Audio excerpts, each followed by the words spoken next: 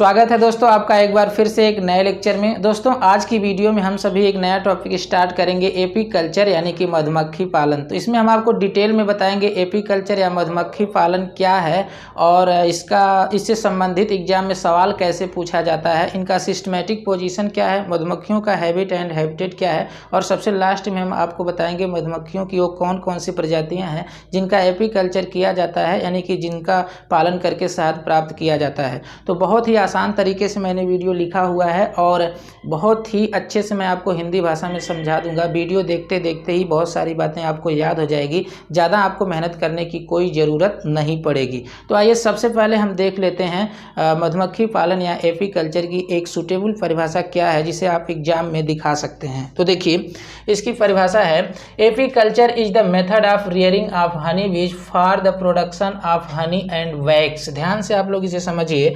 Honey means होता है शहद और वैक्स मीन्स होता है मोम, यानी कि शहद और मोम का उत्पादन करने के लिए, प्रोडक्शन मीन्स उत्पादन करने के लिए हनी बी यानी कि शहद मक्खी का या मधुमक्खी का, रियरिंग मतलब पालन करने की और मेथड मतलब जो विधि है उसे ही एपी कल्चर कहा जाता है। ध्यान से आप लोग समझ लीजिए, यानी कि शहद और मोम के उत्पादन के लिए हनी बी या मधुमक्खी का जो पालन करने की विधि है उसे ही एपी कल्चर या फिर मधुमक्खी पालन कहा जाता है।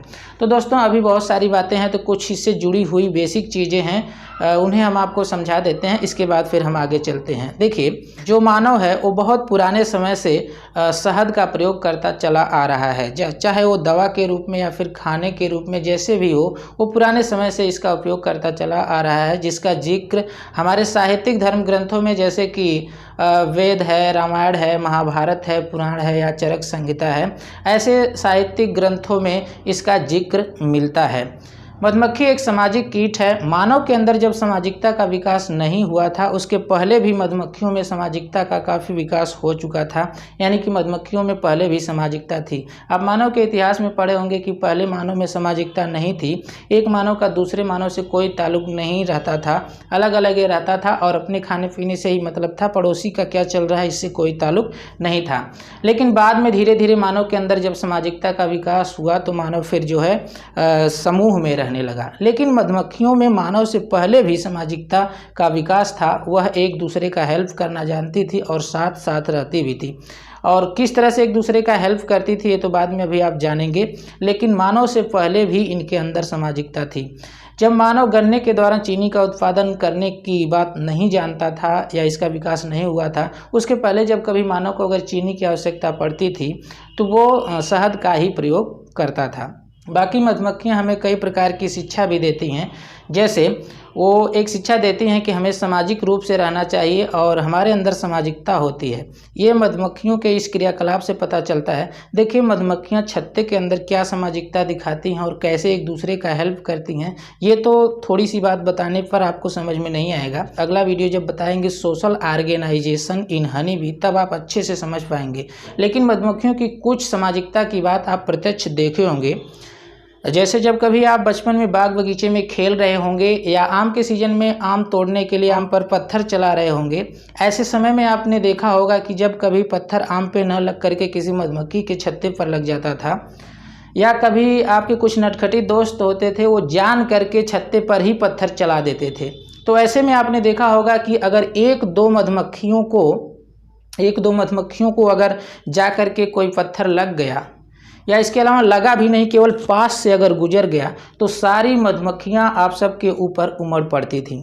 इस बात से क्या पता चलता है कि मधुमक्खियों में कितनी सामाजिकता है, कितना संगठन है कि वह एक दूसरे की हेल्प करने के लिए एक साथ सब उमड़ पड़ी। उसमें ये नहीं देखा जाता है कि दो चार मधुमक्खियों को लगा है तो उनको लगा है, हम लोग क्यों उड़ करके जाएं पंगा लेने, लेकिन मधुमक्खियाँ एक साथ उमड़ पड़ती हैं आपके ऊपर और इसी वजह से मधुमक्खियों से कोई पंगा नहीं लेता है, यानी उनका कोई सामना नहीं करता है, उनका कोई छेड़छाड़ नहीं करता है।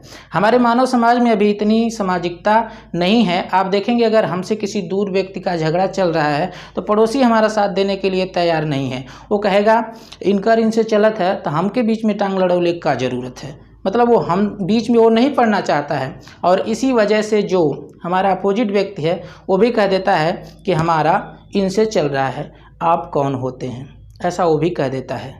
ऐसा इसलिए है क्योंकि हमारे अंदर अभी मधुमक्खियों के इतना सामाजिकता नहीं है। तो मधुमक्खियों से हमें ये सीख लेना चाहिए कि हमें सामाजिक रूप से संगठन बना करके रहना चाहिए। बाकी मधुमक्खियाँ एक और सीख हमें देती हैं कठिन परिश्रम यानी हार्ड वर्किंग के लिए, कि हमें काफ़ी मेहनत करना चाहिए। आपको बता दें कि जो मधुमक्खियाँ होती हैं वो 1 पाउंड शहद जुटाने के लिए, यानी 1 पाउंड का मतलब आधा किलो से भी कम, लगभग 450 ग्राम के आसपास होता है। तो 1 पाउंड शहद जुटाने के लिए अगर एक मधुमक्खी को इतना शहद जुटाना रहे तो पूरे विश्व का यानी पूरे पृथ्वी का इनको 2 चक्कर लगाना पड़ेगा, तब जाकर के यह 1 पाउंड शहद जुटा पाएंगे। एक मधुमक्खी तो ये काम नहीं कर पाती है, लेकिन कई मधुमक्खियां मिलकर करती हैं, फिर भी इतनी मेहनत के बाद जा कर के आधा किलो के आसपास यानी कि 500 ग्राम या 450 ग्राम के आसपास शहद इकट्ठा हो पाता है। तो मधुमक्खियों से हमें शिक्षा भी मिलती है। इसके अलावा मधुमक्खियाँ तो ज़्यादा क्रूर नहीं होती हैं, लेकिन अगर कोई इनको डिस्टर्ब कर दिया है तो बिना बदला लिए ये मानने वाली नहीं है। अगर बी कीपर होता है जो मधुमक्खी पालन करता है, वो इनको भोजन खिलाता है या कभी कभी इनको दवा भी देना पड़ता है, कोई बीमारी आती है, या फिर इनके जो बॉक्स होता है पालन करने के लिए बॉक्स होता है, इसको इधर उधर करने में या उनको पानी पिलाने में, ऐसी किसी भी दशा में अगर मधुमक्खियों को थोड़ा सा डिस्टर्ब हो जाता है, मधुमक्खियाँ थोड़ा डिस्टर्ब हो जाती हैं, तो ये बी कीपर को ही काट लेती हैं, यानी जो मधुमक्खी पालन करता है उसी को भी काट लेती हैं। अगर एक मधुमक्खी किसी बी कीपर को काट लेती है तो बी कीपर इस बात का चिंता नहीं करता है, उसको इस बात का टेंशन नहीं रहता है कि हमको काट लिया है तो हमको दर्द होगा, फूलेगा, भद्दा लगेगा, इन सब का उसको कोई टेंशन नहीं रहता है, बल्कि इस बात का टेंशन रहता है कि एक मधुमक्खी हमको काट ली तो अब तो मर जाएगी, और मर जाएगी तो हमें क्या दिक्कत होगी, बी कीपर को क्या दिक्कत होगी। एक मधुमक्खी इस महंगाई के समय में 15 से 20 रुपए का शहद जुटाती है और बी कीपर को लगता है कि हमारा 15 से 20 रुपए चला गया, क्योंकि काटने के बाद जो मधुमक्खियाँ होती हैं वो मर जाती हैं। उनका डंक जब चुभता है तो पीछे का भाग काफ़ी डिस्टर्ब हो जाता है, जिसकी वजह से मधुमक्खियाँ मर जाती हैं। बाकी मुझे लगता है कि आपका भी कभी ना कभी मधुमक्खी से सामना हुआ ही होगा, यानी मधुमक्खी आपको भी कभी ना कभी डंक मारी होगी। अगर कभी आपका मधुमक्खी से सामना हुआ है तो कमेंट बॉक्स में बताइए, और ये भी बताइएगा कि मधुमक्खी जब काट लेती है तो फिर क्या घरेलू उपाय करते हैं, उस पर क्या क्या लगाते हैं। हमें तो कई बार मधुमक्खी काटी है। एक बार तो ऐसे समय में मधुमक्खी काट ली थी जिसका कोई हिसाब ही नहीं। एक बार हम किसी फंक्शन में, शादी में जा रहे थे, तो जब घर से निकले तो जो हेलमेट था उसका शीशा हम बंद नहीं किए थे, सोचे गांव पार हो जाए तो इसके बाद रोड पे जाकर के शीशा बंद कर लेंगे। अब रोड पर पहुंचने से पहले ही एक मधुमक्खी जो है हेलमेट के अंदर घुस गई, हेलमेट के अंदर घुस करके और यहाँ पर काट ली। शुरू में तो नहीं पता चला, हम सोचे कि चलिए थोड़ा मोड़ा फूल करके रह जाएगा, हम शादी अटेंड कर लेंगे। लेकिन जब हम उनके घर तक पहुँचे, घर से 15-20 किलोमीटर था दूर, तो जब हम वहाँ पहुँचे तो ज़्यादा फूल गया था। हम गेस्ट हाउस में गए ही नहीं, उनके घर पर ही रात भर रह गए, और सुबह में जब हम देखे तो काफ़ी फूल गया था। ये पूरा एकदम फूल गया था, एक आँख तो पूरी बंद हो चुकी थी और ये भी एकदम बंद हो गई थी। सुबह में हम वापस घर लौटने लायक भी नहीं थे, एकदम आँख से दिखाई ही नहीं दे रहा था। और अगर फ़ोन होना था तो हम ऐसे आँख खोल करके तब फ़ोन से बात करते थे कि मतलब किसका नंबर है, ऐसे देख करके तब बात करते थे। तो ये होती हैं मधुमक्खियाँ। तो आइए देख लेते हैं मधुमक्खियों से जुड़ी हुई ये सामान्य बातें आप एग्जाम में कैसे दिखाएंगे। तो देखिए इधर, honey has been under use in human civilization since pre historical period, यानी कि जो हनी या शहद का उपयोग है वो मानव सभ्यता के अंदर प्री हिस्टोरिकल टाइम से ही यूज किया जा रहा है। यानी कि शहद का उपयोग मानव सभ्यता के अंदर प्री हिस्टोरिकल टाइम यानी कि प्रागैतिहासिक काल से ही किया जा रहा है।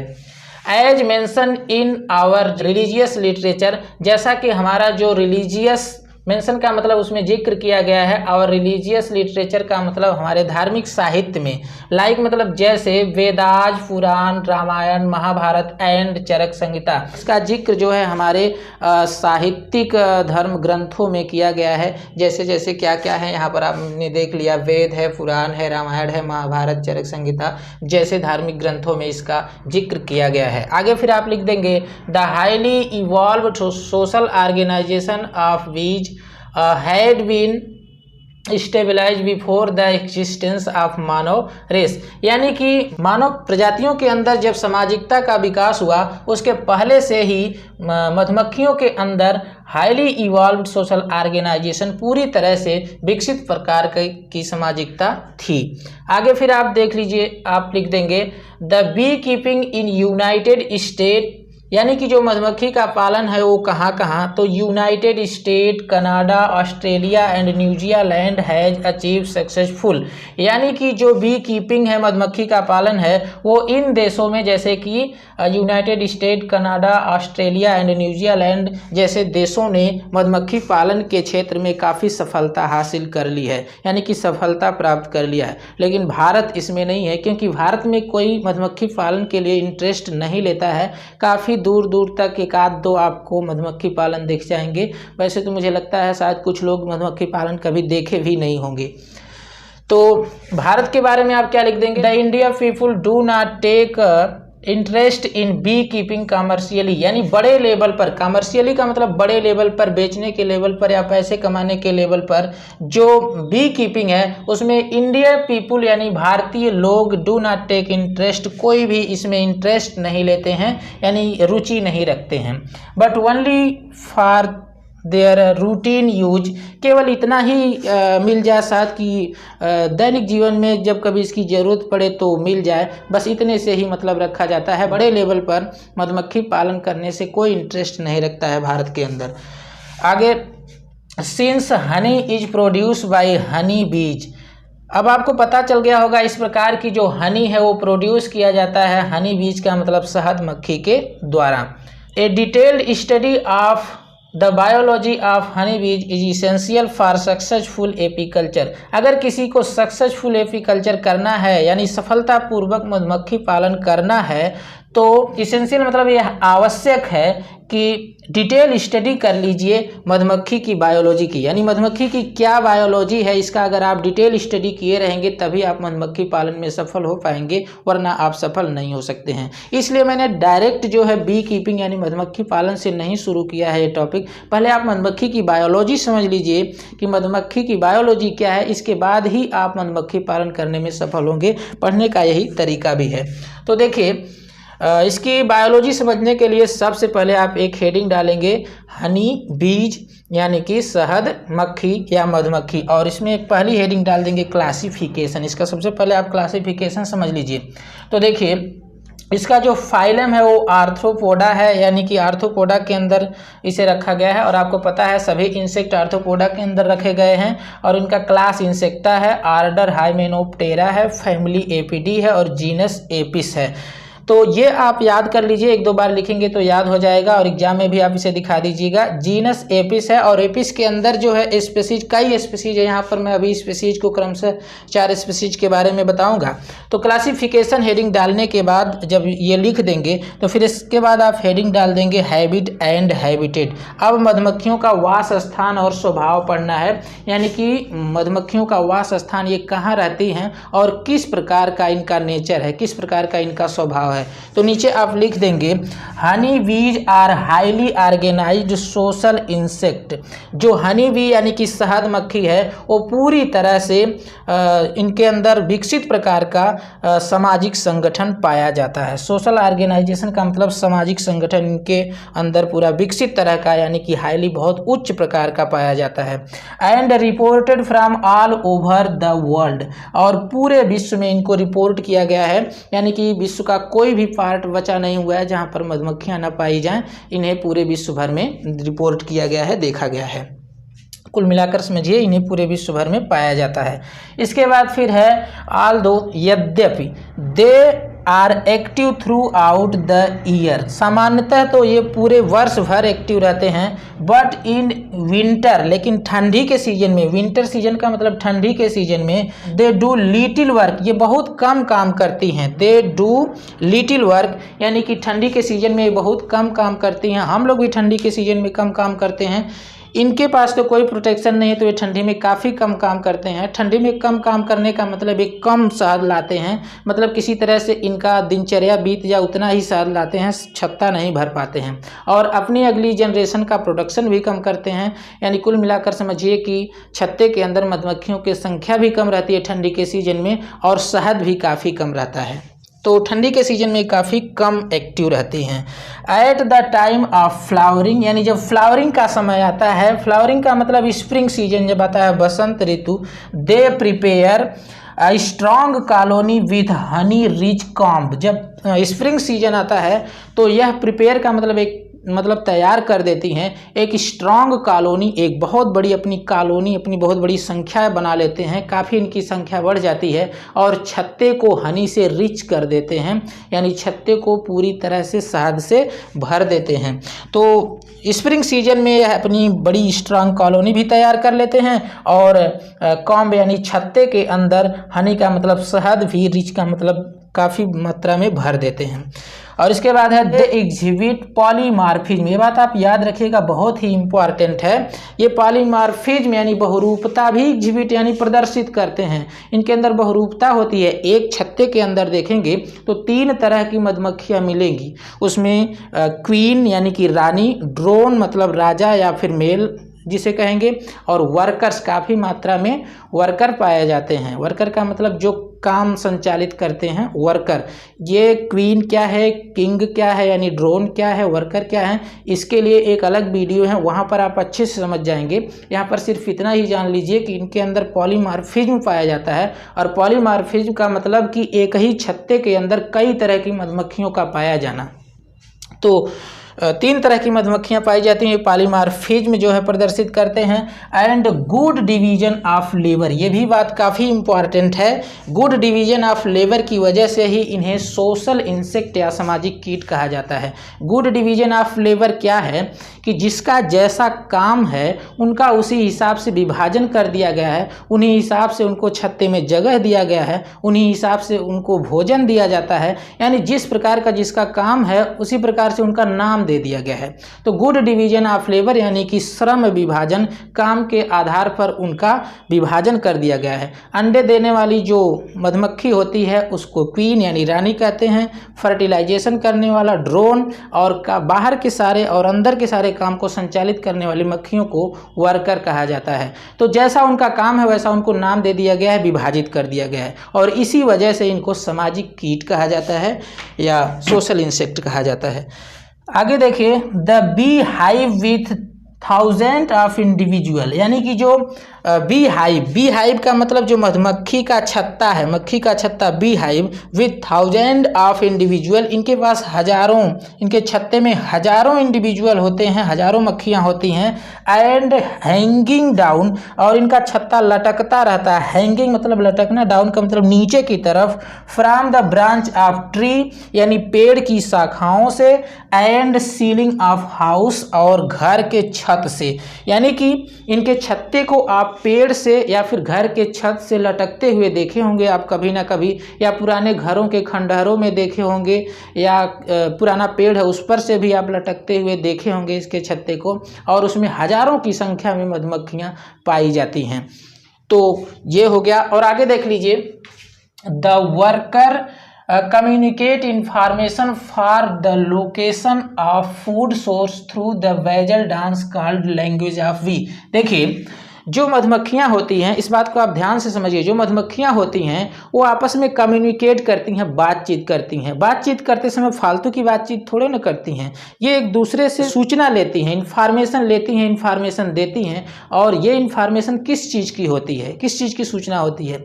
यह इस बात की सूचना होती है कि भोजन का सोर्स कहाँ है, फूड सोर्स कहाँ है, इस बात की सूचना लेने देने के लिए मधुमक्खियाँ डांस करती हैं, एक प्रकार का, जिन्हें वेजल डांस कहा जाता है। और इसे ही मधुमक्खियों की भाषा यानी कि कॉल्ड लैंग्वेज ऑफ वीज यानी मधुमक्खियों की भाषा कहा जाता है। इस बात को आप लोग ध्यान से समझिए फिर से।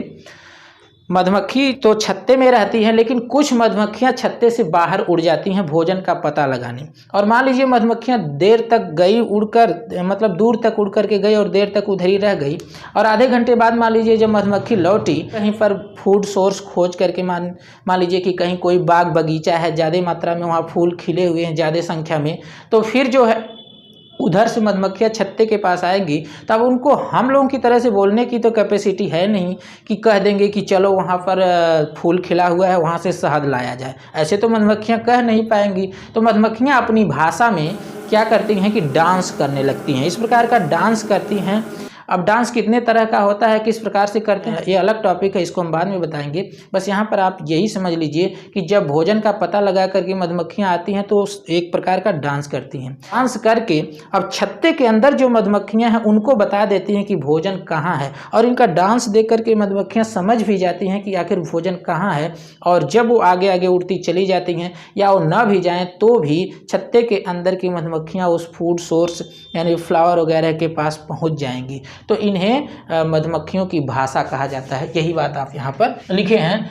द वर्कर कम्युनिकेट, यानी कि वर्कर कम्युनिकेट करते हैं, आपस में बातचीत करते हैं। Information for location of food, यानी जिसमें वो फूड के लोकेशन की सूचना देते हैं। थ्रू द वेजल डांस, यानी कि वेजल डांस करके। कॉल्ड लैंग्वेज ऑफ वी, और इन्हें ही मधुमक्खियों की भाषा कहा जाता है।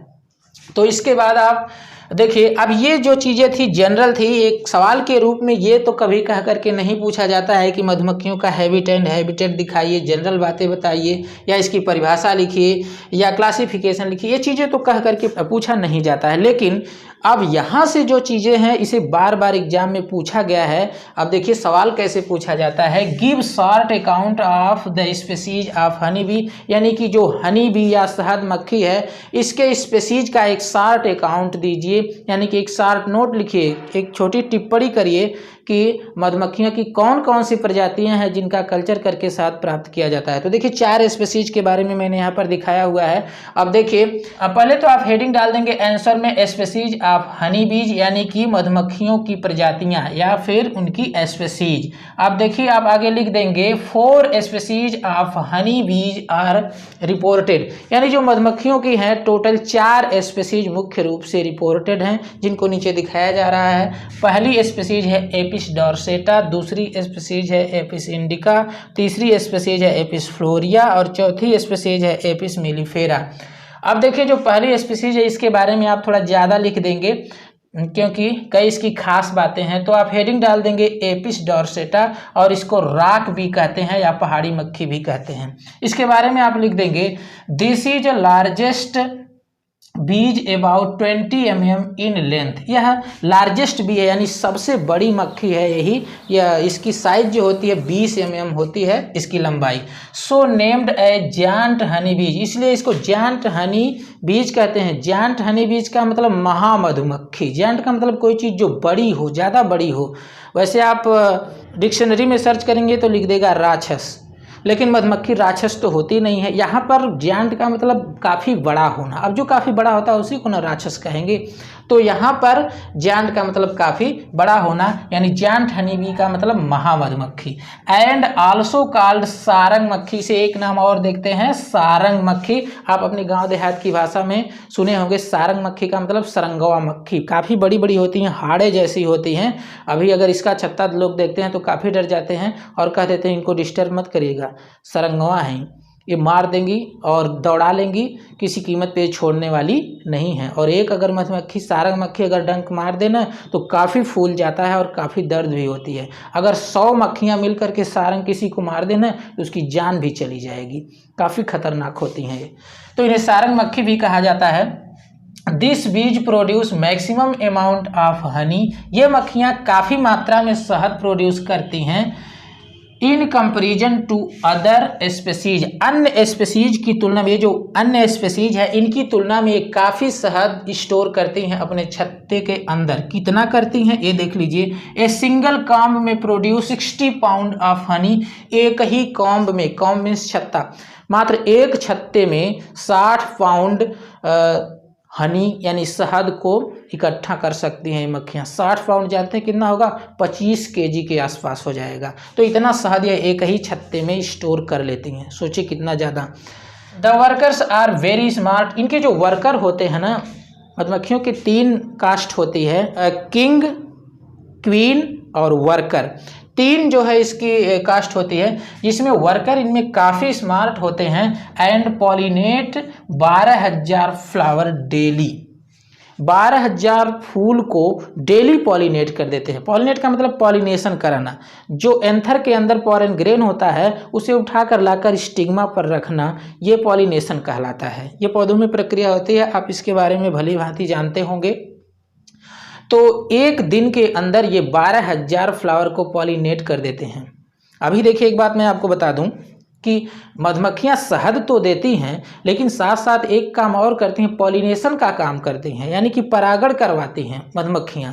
अभी किसी क्षेत्र में अगर मधुमक्खी पालन कोई करना शुरू कर देना, तो गांव वाले या आसपास के लोग उससे देख करके जलना चालू कर देंगे। वो ये कह देंगे कि हमारे ही खेतों का शहद चूस करके मधुमक्खियां ले जाएंगी, इसके छत्ते में रखेंगी और बेच करके काफ़ी अमीर हो जाएगा। उनको ये लगेगा कि हमारे ही फूल की ये मधुमक्खियां हमारे ही फूल को चूस करके जाएंगी और इसके छत्ते में लगा देंगी और हमारे फूल के शहद को लेकर के काफ़ी अमीर हो जाएगा। लेकिन ये बिल्कुल धारणा गलत है। जो बी कीपिंग कर रहा है, जो मधुमक्खी पालन कर रहा है, वो तो अपना लाभ ले रहा है क्योंकि उसे शहद मिलेगा, लेकिन आसपास के लोगों का भी काफ़ी लाभ होगा। वो लाभ ये होगा कि मधुमक्खियाँ शहद तो उसको दे रही हैं, साथ साथ आपके फसलों का पॉलिनेशन करा रही हैं। अगर पॉलिनेशन नहीं होगा तो फसल का उत्पादन होगा? बिल्कुल नहीं होगा, काफ़ी कम होगा। तो मधुमक्खियाँ जो कीपिंग करता है उसका भी फायदा करती हैं, पास पड़ोस का भी फायदा करती हैं। लेकिन पास पड़ोस के लोग अगर पढ़े लिखे नहीं हैं, पॉलिनेशन नहीं जानते हैं, परागण नहीं जानते हैं, तो उनको लगेगा कि हमारे सरसों का, हमारे गेहूं का फूल चूस करके ले गई, उसके छत्ते में भर दी और उसको काफ़ी लाभ हो गया, हमारे तो सरसों का फूल हुए चूस ले गई। तो ऐसा नहीं है। अगर जानकारी है, अगर कोई पढ़ा लिखा है तो वो सोचेगा अच्छी बात है। अगर यहाँ पर कोई बी कीपिंग कर देगा, एपीकल्चर कर देगा, तो हमारे आसपास के क्षेत्रों का भी काफ़ी लाभ होगा। लेकिन बात समझने की, अगर पढ़े लिखे रहेंगे तब तो समझेंगे, नहीं पढ़े लिखे रहेंगे तो यही सोचेंगे कि आखिर हमारा फूलवा का रसन ले जा करके उसमें छत्तवा में सब डाल रही हैं, तो हमारा तो काफ़ी नुकसान हो रहा होगा, हम फूल मर जाता होगा, जो है दाना बनेगा ही नहीं। लेकिन ऐसा कुछ भी नहीं है। तो 12,000 फूलों को ये पॉलिनेट करते हैं एक दिन में। अब देखिए, काफ़ी तो आपने इसका देखा कि सब अच्छाइयाँ ही हैं, काफ़ी बड़ी होती हैं, पॉलिनेशन भी कराती हैं और शहद भी 60 पाउंड जुटा लेती हैं। लेकिन कमियां भी हैं, इनका पालन भी नहीं किया जाता है क्योंकि इसमें काफ़ी कमी होती है। देखिए क्या कमी है, but due to ferocious and irritable nature, इनके पास देखिए कमियाँ मैं गिनवा रहा हूँ। पहले है फेरोसियस एंड इरिटेबल नेचर। ये फेरोसियस का मतलब ज़्यादा क्रूर स्वभाव की होती हैं और इरिटेबल का मतलब कि ये चिड़चिड़ापन इनके अंदर होता है। क्रूर स्वभाव का मतलब आप इनका मान लीजिए पालन किए हैं, मान लीजिए आप चीनी खिला रहे हैं या दवा खिला रहे हैं या पानी दे रहे हैं, ऐसा कुछ भी करते समय थोड़ा सा अगर डिस्टर्ब हो गई ना तो बहुत क्रूर होती हैं, एक तरफ से टूट पड़ेंगी, एकदम काट कूट के रद्द कर देंगी। तो फेरोसियस नेचर की होती हैं एंड इरिटेबल, ज़्यादा चिड़चिड़ापन इनके अंदर होता है, थोड़ी सी भी सहन शक्ति इनके अंदर नहीं होती है। अगर एक मधुमक्खी को थोड़ा सा दिक्कत हुआ तो सारी की सारी मधुमक्खियाँ टूट पड़ेंगी। दूसरा अगला फिर क्या है इनके पास कमी, स्पेसिफिक हाइव। इनका जो हाइव होता है, छत्ता होता है ना, वो काफ़ी स्पेसिफिक होता है, एक विशेष प्रकार का होता है। उन्हें सामान्य कल्चर करने वाले बॉक्स के अंदर रखना संभव ही नहीं है। तो 3 कमी हो गई। चौथी कमी क्या है, माइग्रेटरी हैबिट। ये तो सबसे खराब हैबिट इनकी है, माइग्रेटरी हैबिट। आपको बता दें कि गर्मी के समय में जब मई, जून या जुलाई का महीना होता है, उस समय कहीं फ्लावर नहीं होते हैं, बहुत कम मात्रा में फ्लावर होते हैं। ऐसे समय में मधुमक्खियां शहद तो नहीं जुटा पाती हैं, लेकिन अपने जीने भर के भी शहद नहीं पाती हैं कि अपने खाने पीने भर के कम से कम फ्लावर से शहद ले लें। मरने लगती हैं, उनकी काफ़ी संख्या कम होने लगती है। तो बी कीपर क्या करता है कि अपने पास से बोरे की बोरे चीनी इनको खिला देता है।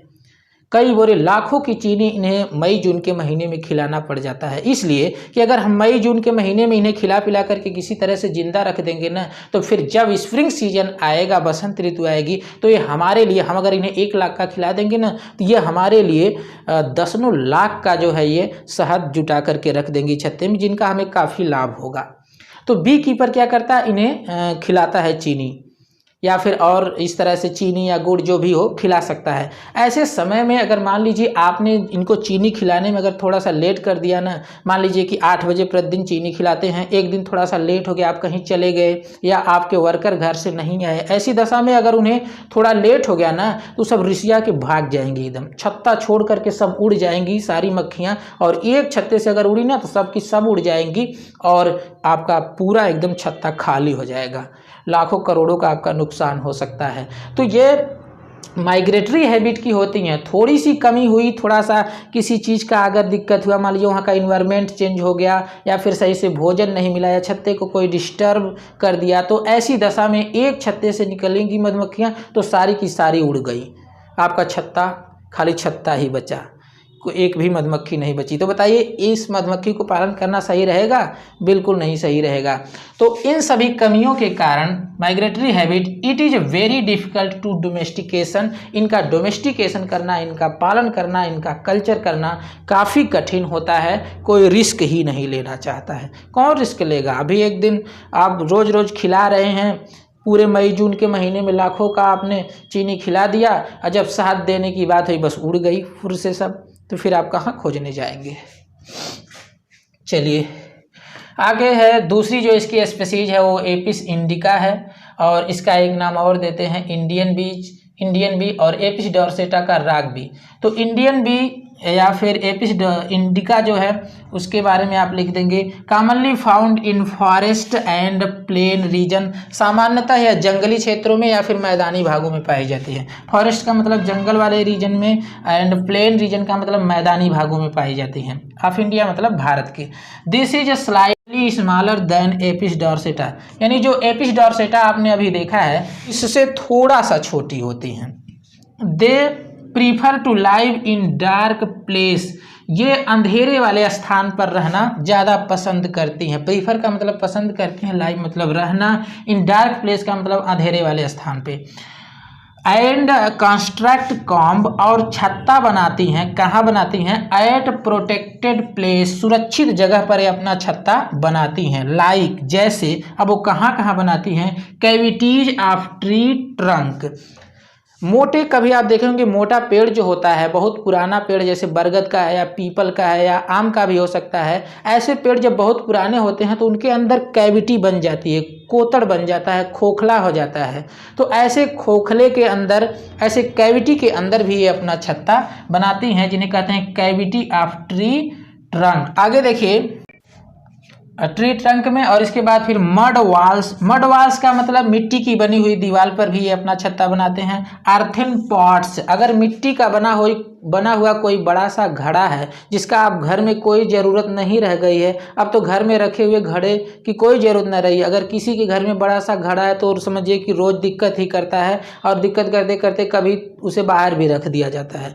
तो ऐसे घड़ों में भी ये मधुमक्खियाँ छत्ता लगा देती हैं। वेल्स यानी कि कुएँ में भी, जैसे अभी आजकल कुएँ का भी कोई काम नहीं रह गया तो कुएँ में भी ये छत्ता लगा देती हैं। या कुआं, बहुत से ऐसे कुएँ हैं जिसमें पानी ही नहीं है, उसमें मिट्टी डालते डालते पाट दिया गया है, काफ़ी कम बचा हुआ है 10-15 फीट, तो ऐसे जो है कुएं के अंदर भी ये छत्ता लगा देती हैं। एंड थिक बसेस का मतलब कि कोई घनी झाड़ियाँ हैं तो उसके अंदर भी ये अपना छत्ता लगा देते हैं।